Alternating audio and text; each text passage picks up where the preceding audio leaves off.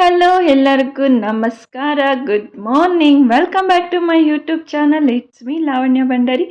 ನಾನಿವತ್ತು very tasty oats breakfast ಮಾಡ್ಕೊಂಡಿದ್ದೀನಿ.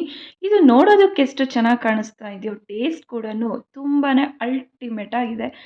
So ಹೇಗೆ ಮಾಡೋದು? It's very simple. Let's get start.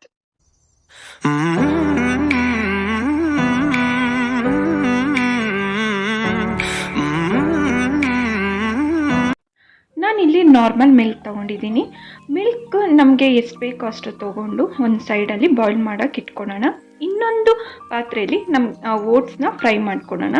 So ನಾನು ಇಬ್ಬರಿಗಾಗಿರೋದ್ರಿಂದ ನಾನು ಇಷ್ಟು ಓಟ್ಸ್ ತೊಗೊಂಡು ಫ್ರೈ ಮಾಡ್ಕೊತಾ ಇದ್ದೀನಿ. ಫ್ರೈ ಮಾಡ್ಕೋಬೇಕಾದ್ರೆ ಯಾವುದೇ ರೀತಿ ಏನು ಆ್ಯಡ್ ಮಾಡೋದು ಬೇಡ, ಜಸ್ಟ್ ಒಂದು 2 ಮಿನಿಟ್ಸು ಫ್ರೈ ಮಾಡ್ಕೊಳ್ಳಿ.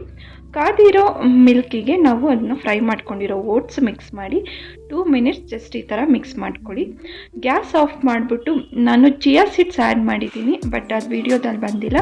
ಆ್ಯಂಡ್ ಇಲ್ಲಿ ಡ್ರೈ ಫ್ರೂಟ್ಸು ಗ್ರೈಂಡ್ ಮಾಡಿಕೊಂಡು ನಾನು ಮಿಕ್ಸ್ ಮಾಡ್ತಾಯಿದ್ದೀನಿ. ಡ್ರೈ ಫ್ರೂಟ್ಸ್ ಗ್ರೈಂಡ್ ಮಾಡಿಕೊಂಡು ಈ ಥರ ತಿನ್ನೋದ್ರಿಂದ ನಿಮಗೆ ಟೇಸ್ಟು ಕೂಡ ಸಿಗುತ್ತೆ ಆ್ಯಂಡ್ ನೋಡೋಕ್ಕೂ ತುಂಬಾ ಚೆನ್ನಾಗಿ ಕಾಣಿಸುತ್ತೆ.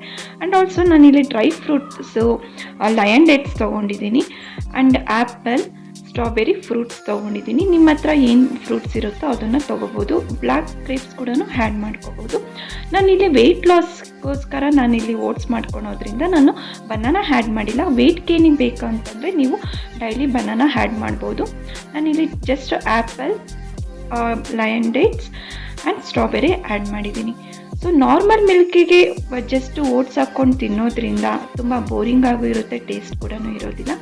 ಈ ಥರ ಫ್ರೈ ಮಾಡ್ಕೊಂಡು ಈ ಥರ ತಿನ್ನೋದ್ರಿಂದ ಟೇಸ್ಟ್ ಕೂಡ ಚೆನ್ನಾಗಿರುತ್ತೆ ಆ್ಯಂಡ್ ಆಲ್ಸೋ ಹೆಲ್ತ್ ಕೂಡ ತುಂಬಾ ಚೆನ್ನಾಗಿರುತ್ತೆ.